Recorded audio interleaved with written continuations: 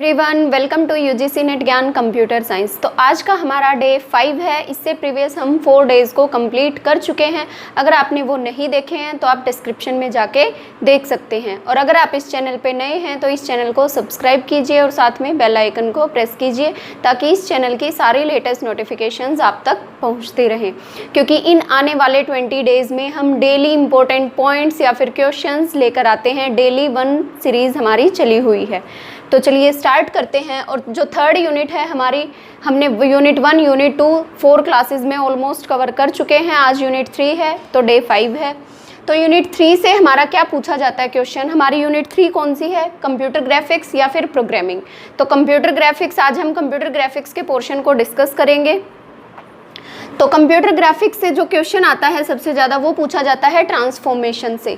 तो ट्रांसफॉर्मेशन को पहले एक्सप्लेन करते हैं। ट्रांसफॉर्मेशन होती क्या है? Transformation is an operation which, transformation एक ऐसा ऑपरेशन है जिसको हम बहुत सारी जगह अप्लाई कर सकते हैं। For example, move the object from one location to another, किसी एक ऑब्जेक्ट को एक प्लेस से दूसरे प्लेस पे पहुँचाना, उसकी पोजीशन चेंज करना, वो हमारा क्या होता है? ट्रांसलेशन। और ये हमारा 2D में भी हो सकता है और 3D में भी हो सकता है। क्वेश्चन 2D से भी पूछे जाते हैं, 3D से भी पूछे जाते हैं। तो आपको इनकी बेसिक नॉलेज होनी चाहिए और साथ में इनकी मैट्रिक्स याद होनी चाहिए। नेक्स्ट क्या है? Rotate an object by an fixed angle, कि किसी भी एक फिक्स एंगल के थ्रू हम किसी ऑब्जेक्ट को रोटेट करें। फॉर एग्जांपल, हमारी दीवार पे क्लॉक लगी होती है, हमें उसको थोड़ा रोटेट करना है, तो वहाँ पे हम क्या अप्लाई करेंगे? रोटेशन। और जो हमारी रोटेशन होती है वो या तो क्लॉकवाइज या तो एंटी क्लॉकवाइज, 2 टाइप से हमारी रोटेशन हो सकती है, क्लॉकवाइज, एंटी क्लॉकवाइज। इसमें हमें रोटेशन में हमें sine theta cos theta in दोनों की वैल्यूज़ याद होनी चाहिए। अगर नहीं याद है तो एक बार ओवरव्यू दे देती हूँ। हम टेबल बनाते थे बचपन में, आप लोगों ने भी बनाई होंगी। 0 degree, 30 degree, 45 degree, 60 degree, 90 degree. जो हमारा रोटेशन से क्वेश्चन आता है वो मोस्टली 45 डिग्री या फिर 90 डिग्री से पूछा जाता है। तो इसलिए हमें साइन 45, साइन 90, कोस 45, कोस 90 की वैल्यूज़ हमें पता होनी चाहिए। तो कैसे फाइंड करते थे हम? Sine theta, cos theta. मैं उसी मेथड को अप्लाई कर रही हूँ जो हम बचपन में करते आए हैं।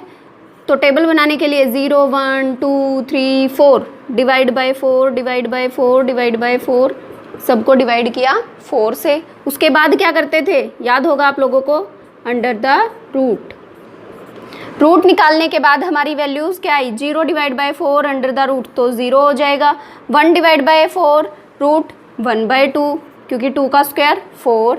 और यहाँ से हमारा क्या आता है? 1/√2। 1/√2 कैसे आया ये मैं यहाँ पे डिस्कस नहीं करूँगी। इसको 1/√2 आएगा, उसके बाद फर्दर मल्टीप्लाई और डिवाइड करेंगे तब हमारा 1/√2 आ जाएगा। यहाँ से हमारा क्या आएगा? √3/2 और यहाँ से हमारा 4/4 1 का रूट 1। तो ये हमारी वैल्यूज़ आ गई हैं साइन थीटा की। साइन 0 पे 0, साइन 30 पे 1/2, साइन 45 पे 1/√2, साइन 60 पे √3/2 और साइन 90 पे 1।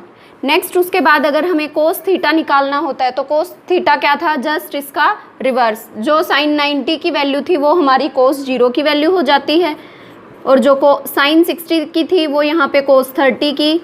45 सेम रहेगा, 1/2 0। तो ये 2 रोज़ आपको याद रखनी है एग्ज़ाम पॉइंट ऑफ व्यू से। ये बहुत ही इम्पोर्टेंट है, क्योंकि जो रोटेशन से क्वेश्चन आएगा उसमें एंगल देगा और एंगल की हमें साइन थीटा कोस थीटा की वैल्यूज़ याद होनी चाहिए।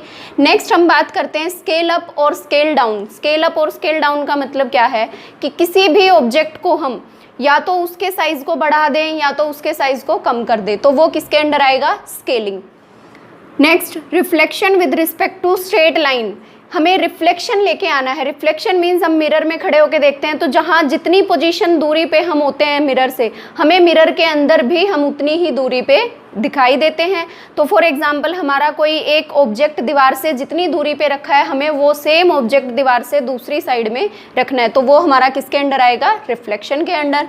Next one is slanting an object vertically और हॉरिजेंटली। फॉर एग्जाम्पल, हमारा कोई एक ऑब्जेक्ट यहाँ पे रखा हुआ है, हमें उसको इस पोजीशन में नहीं रखना, हमें उसकी पोजीशन चेंज करनी है।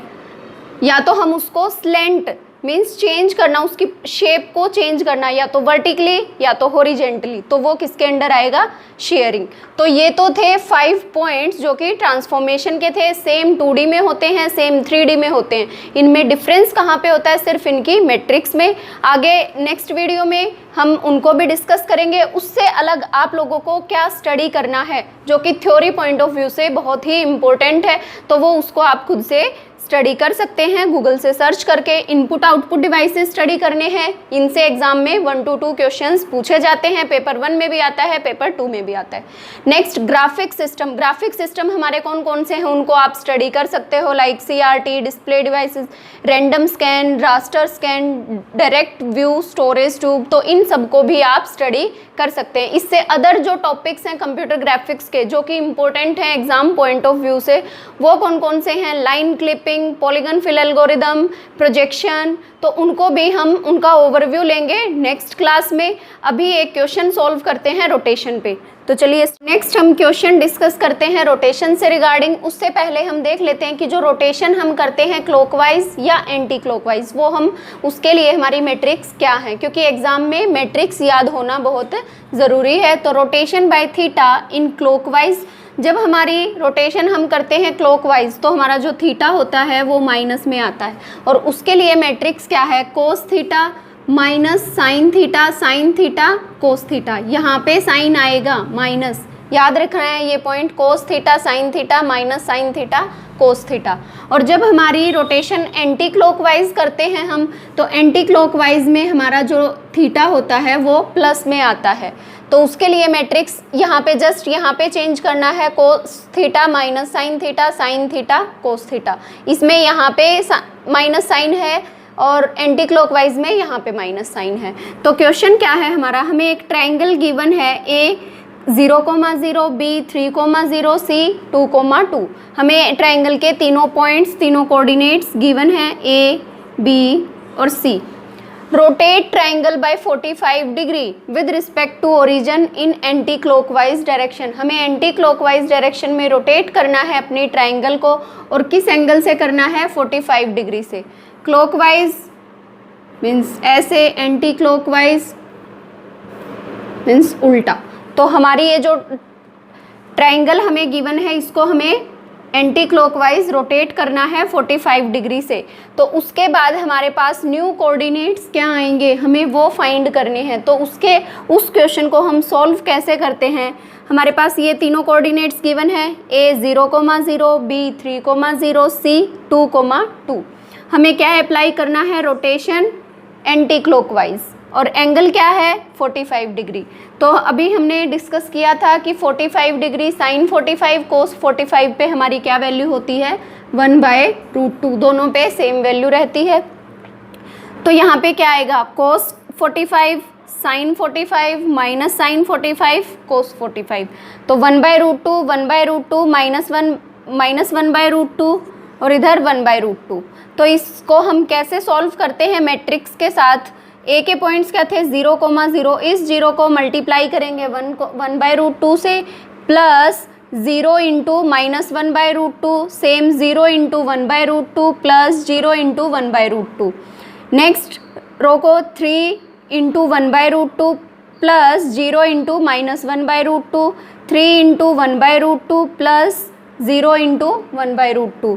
C 2,2, 2 into 1/√2 plus 2 into minus 1/√2, next 2 into 1/√2 plus 2 into 1/√2।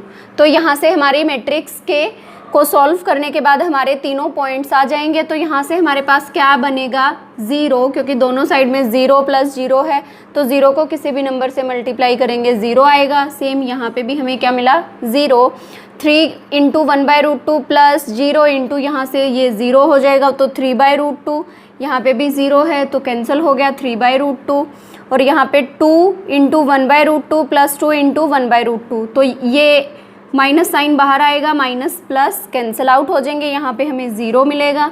2 into 1/√2 plus 2 into 1/√2, यहाँ से हमें क्या मिलेगा, 4/√2। तो हमारे न्यू कोऑर्डिनेट्स क्या आए हैं, A के लिए 0,0, B के लिए 3/√2 और C के लिए 0, 4/√2। तो ये हमारे आफ्टर रोटेशन ये तीनों पॉइंट्स आए हैं। इनको हम चाहें तो अब अपने 2D फॉर्म में एक्सप्लेन करके देख सकते हैं, रिप्रेजेंट करके कि हमारा क्या डायग्राम आएगा। हमारी रोटेट होने के बाद हमारी ट्रायंगल कुछ इस तरीके से दिखेगी। लेकिन एग्जाम में हमें ट्रायंगल नहीं पूछेगा कि ट्रायंगल कैसे ड्रॉ करनी है, हमें उसके न्यू कोऑर्डिनेट्स फाइंड करने हैं। तो आई थिंक ये जो अभी हमने कंसेप्ट डिस्कस किया है कि रोटेशन को हम कैसे अप्लाई करते हैं और किस तरीके से उसके नए कोऑर्डिनेट्स फाइंड करते हैं, ये आप लोगों को समझ आ गया होगा। और अगर फिर भी आपको कोई भी डाउट है तो आप कमेंट सेक्शन में कमेंट करके पूछ सकते हैं। और अगर आप लोगों को ये वीडियो पसंद आई है तो प्लीज़ इस वीडियो को लाइक कीजिए और अपने फ्रेंड्स के साथ शेयर कीजिए। Thank you so much. All the best for your future.